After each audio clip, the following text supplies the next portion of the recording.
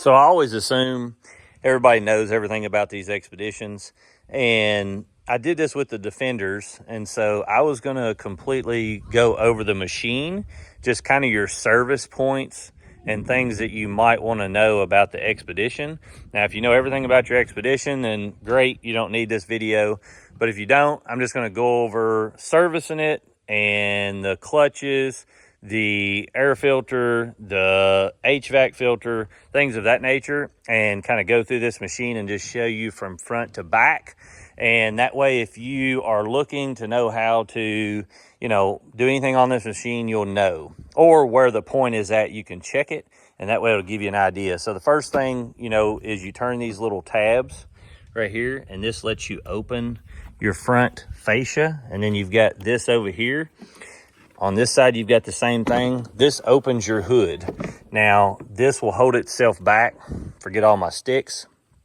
This is a air filter for your HVAC. And I've had to change mine at least once already within the first 400 miles on this machine. If you ride in really dusty conditions, I would recommend changing any of your air filters pretty often. If you open it up and it's brown around through there and it's got a lot of dust in it, I would keep those changed. This is for your windshield washer fluid. So this is what washes your windshield and stuff. This is your Polaris pulse bar. And if you want to see how I hook any accessories to this, it's basically a plug and play deal for a lot of things. Instead of having to run a negative and a positive to your battery, and it's already grounded, as you can see, and has a main coming directly from your battery, and it's fused and everything with I think a 40 amp is under here in this. So if you get this and none of this is working, I would check your main fuse right here just to make sure you've got all of that linked up and ready and it's still going. Or you can just take a voltage tester and test this wire here, and then test one of the prongs in here. But basically these click out, and then you pull that. You can see here, you click little prongs out and you pull that, and that gives you access to those when you're wiring up accessories. And then of course you've got your boots here that let you put those wires through, as I have done with this and all the accessories I have put on this machine. This is another thing that's for your GPS and things of that nature that go with Ride Command. And I'm going to show you Ride Command and some of the features that are in there that are really nice on this machine. Another thing up here is going to be your shocks. So when you get this machine, if you don't already know, you've got 3 settings on your shock, soft, medium, and hard. And this is on all 4 corners. As you can see here, it gives you the different levels of how the shock is going to perform, either taking terrain softer or harder. So I keep mine on the middle. It seems to work really good on this machine, and I've not had any trouble out of it. Another thing up here is your front diff. And as you can see here, it's this piece, this part that's up in this. This is how you check the fluid.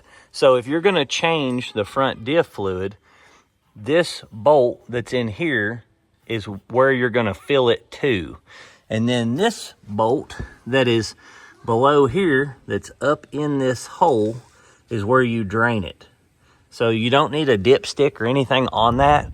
Basically, you just fill them up until it starts coming out of this top screw here, and then you put that back in, and that's how you change the diff fluid in this machine. The rear is going to be the same way on this machine. So one more thing before we leave the front. This is a charging port for Trickle Charger that's on the front of these machines. If you didn't know that, you can trickle charge your battery from this little port right here. And it's not like, I've got a video in my shorts showing me charging this. And I'll put a link in the bottom of this video if you click more for a cheap, really nice trickle charger that fits this perfectly and comes with all your connectors. But if we go to the rear and go over the machine, the rear diff is the same way. So you've got a diff and a transmission, and you have to service both of those. So your rear diff has the hole right there in the back. As you can see, it's the back of the machine right above your hitch. That's where you fill it at. And then your drain, just like your transmission, is on the bottom of here, and then your transmission is on up through there a little ways up. You can drain both of those. To service the transmission, though, just like changing the oil in this North Star edition, you're gonna have to remove the bottom skid plate, because you can't get to the oil filter, which on the motor right here is where you're gonna fill the oil. And I had a guy the other day that asked me where the dipstick was on these Xpeditions. And this is where you check the oil level at right here. So you flip this out and pull that out of that tubing, and then you'll be able to check the oil right here. And like I was saying, on the front, you've got these shocks that you can turn the lever. Right here's one lever on the back. You can see it right there. See that right there? That gives you the ability to tune your shocks on the preload and everything. These are a bypass shocks, so when you hit something really hard, it can let the fluid bypass if it's a jolting situation, so you don't get that jar in the cab. But like I said, you've got an oil filter that is up here under this. The easiest way to change it is to remove this bottom skid plate. So you've got to take these bolts out here across on the back, and then this will slide up and over and out after you take this bolt out, and these couple right here, that'll let that back skid plate fall off, and then you can reach up in there and get the oil filter a whole lot easier. On the bottom, on your clutches over here, this is the clutch housing that goes all up through here. So you've got your clutch cover, as you can see down through here. This big black panel is your clutch cover. To get it out and off, I've got a full video on that, but basically you've got to remove these couple of bolts here. There's all the way around through there's bolts. And then you've got to remove this boot and this intake,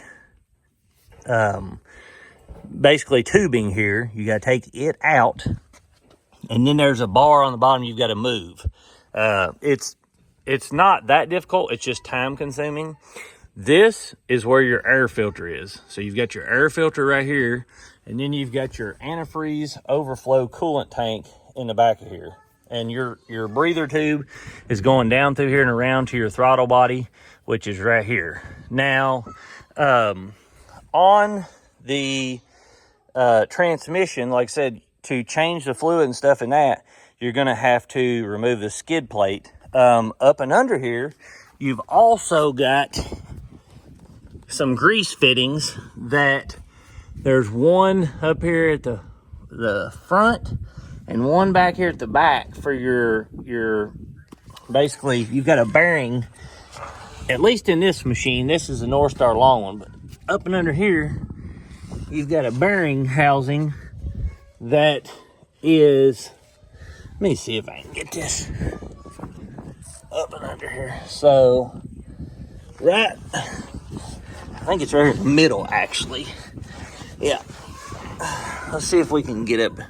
So halfway down, you've got a bearing and a grease zerk that is in this hole right here, and it's got a service, like basically a zerk in there. And I was thinking there was one more that's on there, but anyway, you do have grease zerks under there on your driveline shaft in those holes somewhere. It's hard for me to wiggle around with the actual phone, but other than that, basically those are your serviceable things on this machine. If you're servicing those parts, you'll be fine. Now, you can get the fluids from your local dealer, or, you know, we run Amsoil in ours, but that's your choice. As far as on the inside, you know, you've got no serviceability in here, thank goodness. But as far as the machine, I wanted to show you on this ride command. If you get one of these machines and it has ride command, you can link your riders to each other, and then you can see where each other's on the map. And so I'm going to show you how to do that, and I'll show you right here. So let's just go back to the very beginning of this. Let's see. So if we go to map, which is the main thing, you know, if you're at the beginning, or here's your first one, you go to map, which is your second one, you'll hit this icon here, and then you're going to hit group ride. When you hit group ride, I'm already linked to a group here, but if I hit group ride on there, it's going to pull up and show me all the riders around me.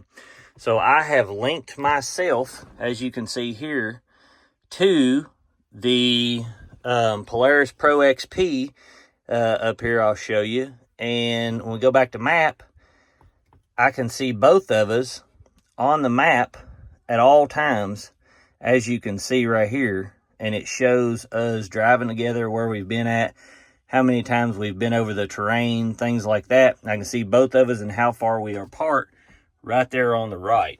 And so if you've got two of these machines, what do you want, Willow? Like this, you've got a Pro XP or something with ride command, you can link these two together, and then when you guys are on the map, you want the baby chicken? Hold on, we'll go down there. You can link the two together, and that way when you and your buddies are riding on the actual trail, you'll be able to know where each other's at the same time. One other thing that I didn't tell you is this is your brake fluid right here at the front. You can see Min and Max. Hey, hold on, and I will take you down to Baby Blue, okay? So right here's your Min and your Max brake fluid. So just watch that and make sure it doesn't go below the minimum mark on there. Just keep an eye on that. And then over here is where you charge. I think there's a high and a low side on this. But you charge your air conditioning if you're low on fluid or refrigerant. And I was thinking there was a high and a low side somewhere, but just that's one of the things I would, if you didn't know what you was doing with that, I would let a shop do it, just because sometimes those fluids they've come out with several different ones. I'm not sure what this one takes. My air conditioning worked perfect, so I haven't messed with it. But I have, right up here. So you've got two of these ports, one here and one here. I think one's a high and one's a low side. I'm not an air conditioning specialist, but hopefully this helps a lot of you guys as far as your serviceability and knowing the main things that are mechanical on your side-by-side. If you got any questions, just leave them down below. Obviously, you put fuel in it right here, just in case anybody didn't know that and you're looking at new machines. Like I said, a lot of times I feel like everybody knows all this stuff, but there's been so many machines that I've bought new, and I would have liked for someone just to tell me where everything was at and been done with it. But just like I said, I want to put this out here to help you guys. All right, so the next thing I wanted to show you guys is if you get on the Polaris website, and let's say that you want to understand part of your machine, just like I've been going over it, you can go to the main website and then go to off-road right here, which is where your machine would be in the category. And you're going to go to parts and accessories. And then if you go to shop maintenance parts, just like this right here, you'll see you've got all these maintenance things through here. One of the things that I want to show you guys I'm pretty excited about, and I'm not sure why, but they have a new belt coming out for the Xpedition that I just found out today. And as you can see, it's about $60 higher than what the regular Xpedition belt is. And this is going to be for several units. It says that it's designed to fit a whole bunch of the Ranger crews and the Rangers, and then the Razor Premium XP you know, all these different units. They're going to have quite a few of them for that. And then every one of the Polaris Xpedition units, as you can see here. So this is not released yet, but I'm excited. I'm going to order one as soon as they open the gates on them. If you go to the website, you can go here and hit email me when available, which it's a new release. It says February of 2025. So I'm not really sure what the difference is. You know, maybe this is built stronger. You can try to zoom in here, but I can't read the writing that well. It says designed heavy duty application and extreme riding. And when you go down to the three main things, it's saying something about temperature right here. So I'm gonna guess that it will dissipate temperature better, maybe keeping it from stretching more, but it's a heavy duty version of the one they got. Who knows, maybe it's the same belt with a coating on it or something. But I did want to show you guys that. The next thing, if you go back to parts and accessories and you go to shop all maintenance parts, you can go down here and just like we hit the belts thing. So we're going to hit that, and then you're going to view an assembly diagram. So you can go down here and look at all of these diagrams that shows the breakdown of your unit. And this is not just for Expeditions, but this is for anything that is on any Polaris vehicle. So this is a really cool deal. You can go in and see speaker size, the part numbers, you know, everything on this unit. And for instance, like if you go to HVAC condenser and housing routing, so right here you can see that little air filter that I showed you under the hood. Right there it is, and then you can get the part number off of it, which is part number 9. And then you go right over here and go to 9, and it says air box filter assembly, part number 1262218, and it's $30. So you can see right there how to get those pieces. And you can do that with any part of your Expedition. And for instance, like I said, you can go back, and then we can literally go to the clutch housing. We can go down here, you know, like I said, there's everything under the sun on here, but let's see if we can find the clutches and see that belt diagram. So right here, secondary clutch shows your belt there. We're gonna click that. Well, I said we are. There it goes. I don't know why it's opening up in a separate window, but for some reason it's not wanting to open. There we go. All right, so we can see here it shows the belt, which is part number 20, and then there's your whole secondary and how it's put together. So if you take something apart and you're ever looking at it and you want to make sure you're not missing anything, you can literally go to these diagrams and see all this. There's your full screen picture. You can zoom in here, part number 20, and then we go over here and scroll down, part number 20. Now here's the belt thing that I was talking about. So here's going to be the part numbers for that belt. This is the one that hasn't released yet. That's a specialty item. It's $259.99. Like I said, I'm going to get one of these and install it as soon as it comes out, and I'll give you guys a full rundown on the belt. But here is what comes on them. So you can see this says ORV drive belt, part number 321186. And this says HD drive belt part 3212358. So this is a totally new belt that they're coming out with, and I'm curious to see what the difference is going to be. Like I said, I've already got it notifying me when I get this. So you guys stay tuned and we'll see how it works compared to the regular belt. But anyway, I hope that helps you guys. And then also, if you buy one of these units and you go to, you know, your account, you can go to your garage and you can see all of the Polarises that you've bought